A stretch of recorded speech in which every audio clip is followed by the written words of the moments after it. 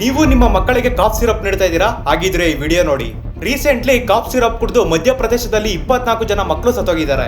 ಇವರೆಲ್ಲರ ಏಜ್ 5 ವರ್ಷದ ಕೆಳಗೆ ಇದೆ.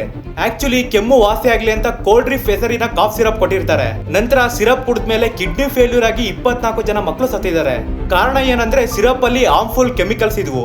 ಮಕ್ಕಳಿಗೆ ನೀಡೋ ಸಿರಪ್ ಅಲ್ಲಿ ಡಯಥಿಲಿನ್ ಗ್ಲೈಕೋಲ್ ಲೆವೆಲ್ ಕೇವಲ 0.1% ಮಾತ್ರ ಇರಬೇಕು. ಆದ್ರೆ ಕೋಲ್ಡ್ ಡ್ರಿಪ್ ಕಾಫ್ ಸಿರಪ್ ಅಲ್ಲಿ ಈ ಪರ್ಸೆಂಟೇಜ್ 48.6% ಇತ್ತು. ಇದರಿಂದ ಸಿರಪ್ ವಿಷ ಆಗಿತ್ತು. ಈ ಕೆಮಿಕಲ್ ನ ಎಫೆಕ್ಟ್ ಡೈರೆಕ್ಟ್ ಆಗಿ ಕಿಡ್ನಿ ಮೇಲೆ ಆಗೋದ್ರಿಂದ ಸಿರಪ್ ಕುಡಿದ 24 ಜನ ಮಕ್ಕಳು ಸತ್ತೋಗಿದ್ದಾರೆ. ನಂತರ ಗೌರ್ಮೆಂಟ್ ಕೋಲ್ಡ್ ಡ್ರಿಪ್ ಕಂಪನಿಯ ಮ್ಯಾನುಫ್ಯಾಕ್ಚರಿಂಗ್ ಲೈಸೆನ್ಸ್ ಕ್ಯಾನ್ಸಲ್ ಮಾಡಿದೆ. ಅಂಡ್ ಸರ್ಕಾರದ ಕಡೆಯಿಂದ ಒಂದು ಆದೇಶ ಕೂಡ ಬಂದಿದೆ. ಯಾವುದೇ ಮಗುವಿನ ವಯಸ್ಸು 2 ವರ್ಷಕ್ಕಿಂತ ಕಡಿಮೆ ಇದ್ರೆ ಆ ಮಗುವಿಗೆ ಕಾಫ್ ಸಿರಪ್ ನೀಡೋ ಅವಶ್ಯಕತೆನೇ ಇಲ್ಲ. ಕೆಮ್ಮು ತನ್ನಷ್ಟಕ್ಕೆ ವಾಸಿಯಾಗುತ್ತೆ.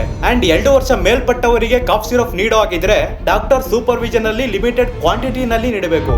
ಅಧಿಕಾರಿಗಳು ಲಂಚ ತಗೊಳ್ಳದೆ ಕರೆಕ್ಟ್ ಆಗಿ ಕೆಲಸ ಮಾಡಿದಿದ್ರೆ ಈ ಅನಾಹುತನೇ ಬರ್ತಾ ಇರಲಿಲ್ಲ. Anyhow, be careful.